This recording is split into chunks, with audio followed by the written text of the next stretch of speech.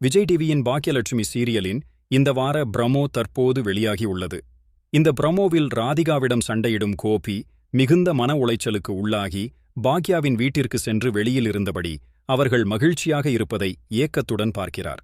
Baakiyalakshmi serial Bengali தொடரில் இருந்து remake செய்யப்பட்டுள்ள நிலையில் அதற்கான எந்தவித சாயலும் தற்போது தமிழ் சீரியலில் காணப்படவில்லை. தமிழ் ரசிகர்களின் நாடி துடிப்பை உணர்ந்து சீரியலை சிறப்பாக கொடுத்து வருகிறார் இயக்குனர். அந்த வகையில் தொடர்ந்து அடுத்தடுத்த சிறப்பான எபிசோட்களை கொடுத்து சேனலின் முன்னணி சீரியல்களில் ஒன்றாக காணப்படுகிறது பாக்கியலட்சுமி தொடர். விஜய் டிவியின் பாக்கியலட்சுமி சீரியலின் இந்த வார ப்ரமோ தற்போது வெளியாகியுள்ளது. வழக்கம் போல இந்த வாரமும் கோபியின் அலப்பறைகளையே அதிகமாக காண முடிகிறது. இந்த வார ப்ரமோவில் ராதிகாவிடம் வழக்கம் போல சண்டையிடும் கோபி தன்னுடைய வாழ்க்கையில் ராதிகா வந்த பிறகுதான் தன்னுடைய நிம்மதி பறிபோய்விட்டதாக கூறுகிறார். இதைக் கேட்டு ஆத்திரமடையும் ராதிகா, அப்படியென்றால் தன்னை டைவர்ஸ் செய்துவிட்டு அவருடைய முன்னாள் குடும்பத்தினருடனேயே சென்று சேர்ந்து கொள்ள வேண்டியதுதானே என்று கேட்கிறார்.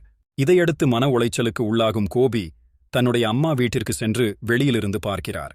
அங்கு பாக்கியா, ஈஸ்வரி, செழியன், ஜெனி மற்றும் நிலா என அனைவரும் சந்தோஷமாக இருப்பதை ஏக்கமாக பார்க்கிறார்.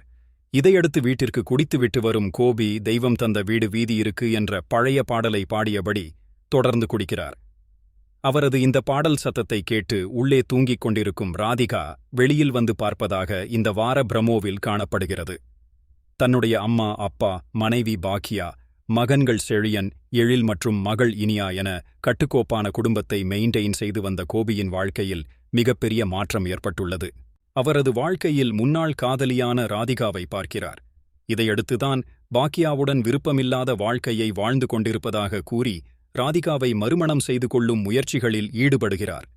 தொடர்ந்து பாக்கியாவை ஏமாற்றி விவாகரத்து செய்ய நினைக்கும் கோபிக்குத்தானே முன்வந்து விவாகரத்தை கொடுக்கிறார் பாக்கியா. தொடர்ந்து அவரை வீட்டை விட்டும் வெளியேற்றுகிறார்.